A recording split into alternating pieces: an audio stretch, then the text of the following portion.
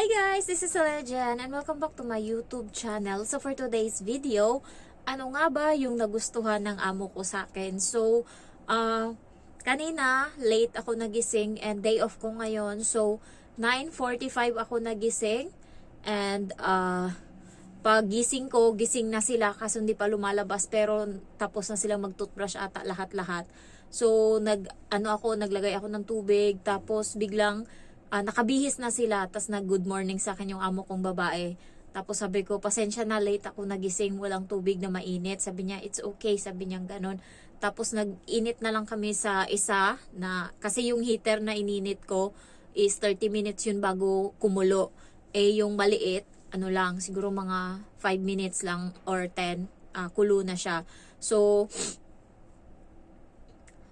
pagkatapos nun, tinulungan, wala pa akong toothbrush nun, wala akong bra, ganyan. So, nahiya kasi ako. Sabi ko, nagmamadali na sila. Tapos sabi ko, ako na magbihis sa'yo, sabi ko sa bata.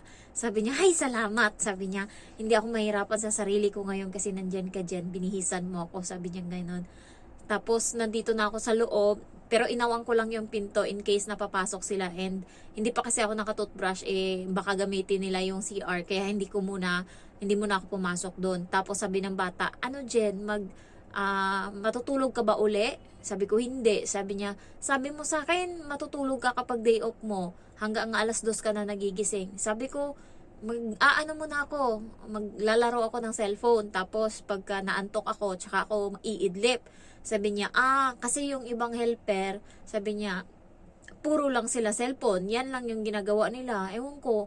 Kaya nakakaano kasi nabibrainwash nila na sinasabi na puro cellphone lang yung daw yung ginagawa ng katulong. Sabi niya, buti ka nga sabi ni mami, kaya gustong-gusto ka niya. Sabi niya, nandyan din yung nanay. Nag-aasikaso lang, siguro mga 1 di pa lang yung layo sa kanya.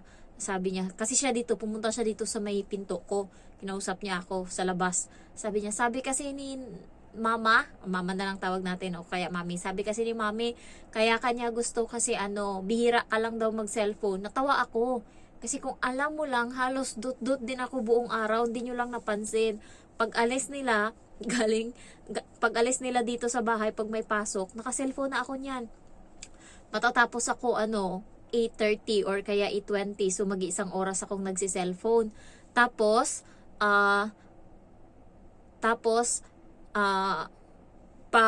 trabaho muna ako, tapos may cellphone uli, tapos ganyan, paano-ano lang ako, pero hindi ko alam kung anong ginagawa ng ibang katulong, kasi kahapon, kaya niya siguro nasabi na hindi ako nagsi-cellphone masyado, kasi kahapon, na wala namang CCTV kasi nasa labas kami, naglalakad kami sa mall, nakita kami ng, mami ng, amo kong lalaki, so binati namin, hello, sabi nga nun, tas kinausap ng alaga ko, tapos may pinapaabot siyang resibo sa alaga ko na ibigay daw sa amo kong lalaki. So binigay ko kagabi kasi ako yung nagkuha. Tapos nung nasa park kami, naglalaro kaming dalawa ng bata. Nakaupo ako minsan kasi meron kaming role May nilalaro siya doon na iniikot-ikot. Pag yung maliit na dinosaur tumapat sa kanya, ibig sabihin panalo siya, maglalaro kami. Hahabulin ko siya, tatakbo siya, kailangan harangan ko siya na hindi siya makalusot, ganun yung laro. Pero pag ang umikot uli, tapos yung malalaki na dinosaur yung napunta sa akin, ibig sabihin siya mag-isa yung maglalaro, mag-aakyat-akyat sa park. So 2 beses niya yung gagawin, tas ako nakaupo hanggang sa uulit-uli kami. So sakto nung time na yun, nakaupo ako muna. Tapos nung time na siya yung panalo, lumabas yung kapatid ng amo kong lalaki, lumabas. Nakita niya kami na hinaharangan ko yung bata, tas tawa kami ng tawa, tas napansin ko siya. Sabi ko, yung tita mo, sabi kong ganun, tapos nagbabay kami. Kasi yung park kung saan kami naglalaro, nandun din yung building ng parents ng amo kong lalaki. So, marami nga lang building dyan, siguro mga 10, malaking yan sa Namchong yung mga matatanda na yung may-ari ng mga dyan, ng mga building.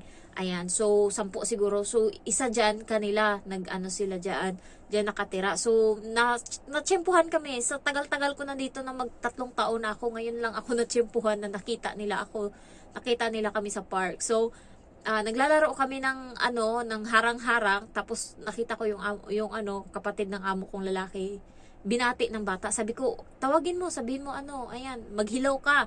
Tapos yun, kinausap niya muna saglit, tapos laro uli kami. Bumalik ngayon yung babae, ganun uli yung ginagawa namin, naghaharangan kami. Tapos yun, nakita niya. Kaya siguro kagabi, kasi doon sila naghapunan, ako lang mag-isa na iwan sa bahay. Kaya siguro napag-usapan nila, kasi yung bata hindi yan nagsisinungaling sa akin eh. Kaya siguro nag-usap sila na kwento nung nanay tsaka nung kapatid ng amo ko na nakita nga nila ako. Yung nasa mall kasi kami, naglalaro kami ng bata ng sigawan. Waya! Kasi pag waya, it means sinuturuan niya ako na kapag galit daw ako, sabihin ko lang daw yan sa tao. Alam na nila na galit ako, magsasabi lang daw ako ng waya! O di, nag-aanuhan kaming dalawa, tinuturuan niya ako. Tapos napansin nga kami nung nanay, kaya niya na hindi ako nagsi-cellphone. Yung iba kasing mga katulong, naka-focus lang yan sila sa cellphone, ganyan. Kahit sa park, nakaupo, nagsi-cellphone, nayaan lang nila yung alaga nila. Sakto nung time na yun, hindi ko hinayaan yung alaga ko. Naswertehan ako na nung time na dumaan yung kapatid ng amo ko, kalaro ko yung bata. So, naghahabulan kami. So, parang plus points yun. Kaya napag-usapan nila siguro kagabi habang kumakain doon, nasali na. Kaya gusto ako ng amo kong babae kasi nga, mahilig ako. Hindi ako mahilig mag-cellphone. Kung alam niya lang, ko lang, kapatid ko parati si San Pedro. So, nasa side ko parati, kaya hindi nila ako nahuhuli. Nasuswertehan ako parati guys, kung alam nyo lang. Minsan lang ako minamalas. So, ano pa yung gusto ng amo ko sa akin? Yung pagiging smiley ko. Minsan kasi pag naglalaro kami ng bata, sa akin lang yan tumatawa yung bata. Sa kanila kasi puro yung bata, nag-aaway sila parati. Pag sila kalaro ng bata, nag-aaway sila. Hindi ko alam kung anong dahilan. Pero sa akin kasi, pag alam ng bata na galit na ako, kalma na siya. Pag sinabi ko na sige, titigil na natin to. Ganun ako. Hindi na yan siya kasi minsan nandadaya siya. Kaya sa akin, nandadaya siya. Nahayaan ko lang siya minsan, pero minsan hindi. Sa amo ko, nandadaya siya, pinapagalitan siya. So, hindi yan tama, ganyan. Kaya nag-aaway sila kasi madaya nga yung alaga ko. Sa akin, pinapalagpas ko lang sa isip-isip ko. Hindi naman importante kung mananalo ako, hindi. Ang importante, matapos ko tong araw. Pero minsan nakakapikon yung pagiging madaya niya. Nakakapikon, sarap talagang anuhin. Parang nakakainis. Siyempre, nag-work hard ka para manalo, tas dadayain ka lang niya. Kaya nag-aaway sila sa akin, pinapalagpas ko. Kaya, yun, sabi ng amo kong babae, mahal ko daw yung bata, ganyan. Napaka-close ko sa bata, kaya mas nakikinig pa daw sa akin kaysa sa kanya yung bata. So, yun, inaano niya na, yun nga, tapos yung bahay is malinis parate. So, yung paglilinis ko kasi guys, yan yung parang malinis siya. Parang hindi ko ma-explain, pero kahit mabagal ako kumilos, pero yung bahay, hindi mo makikitang may mga kalat. Kahit buhok sa sahig, hindi ka makakita pag naglinis ako. Talagang simot yan lahat. Walang maiiwan. So, ganyan ako kung maglinis. Yun yung gusto ng amo ko. Tsaka hindi niya ako tinuruan na gawin ko yan sa higaan nila. Kasi ang sabi niya lang sa akin, ayusin lang yung higaan. Pero yung mga buhok sa ilalim, nandyan pa. Hindi ko siya sinunod kasi ako yung naalibadbaran. Makita ko yung mga bulbul nila na nagkalat sa higaan. Kaya ang ginawa ko, pinangbaklas ko lahat. Alam mo yun, inahuli niya ako isang beses na ganun ako maglinis. Parang natuwa siya ba? Sabi niya, wow. Sabi niya, ang linis. Sabi niya, ganun. Talagang makita niya, ang linis talaga. Nakuha lahat ng mga unan, tsaka ng kumot. Sobrang ng higaan. Tas talagang, kasi yung amo ko may sakit siya sa balat na hindi gumagaling yung parang niya dito o bunay niya. Talagang, magtatatlong taon na ako, hindi yan gumaling dito. Talagang eczema yung tawag ba niyan. So, kahit nilalagyan niya ng cream, nandyan pa din, parang buni. Ayan, so, minsan, mas malala, mas pangit. Minsan naman, medyo kumunti-kunti. So, yan, nakita niya na walang mga ganyan. Yun yung isa, plus points din. Tsaka malinis ako. Ako lahat? OC ako ba? Tsaka, hindi ko nakakalimutan lahat ng mga gawain ko. Makalimot man ako, once in a blue moon lang yan. And also next is, hindi ako awa ng Diyos. Hindi ako pala basag ng gamit. Hindi ako pala sira ng gamit. And yun yung thankful niya. Kasi pinipray ko yan parati na Lord, araw-araw yan, Lord, sana hindi ako makabasag or ngayon ng makasira ngayon ng gamit ngayong araw. Yan, sa ulo ko na yung prayer ko, kasama yan. Kasi nakaka-stress pag nakasira ka. Syempre kahit sabihin mong yan, walang charge o ganun. Pero, iba pa din yung parang ano ka, last na nakabasag ako pagbalik ko dito galing probinsya, last August. Parang hindi na ako nasanay na naghuhugas ng plato. So, pagbalik ko dumulas yung plato sa kamay ko. So, yun, nagsorry ako. Tapos sabi niya, okay lang yan, ano lang, ano naman yan eh, wala naman tayong choice, mababasag talaga yan kasi babasagin, sabi niya ganun. So, at least, naintindihan ng amo ko, tsaka hindi ako parating nakakasira ng gamit, ganyan.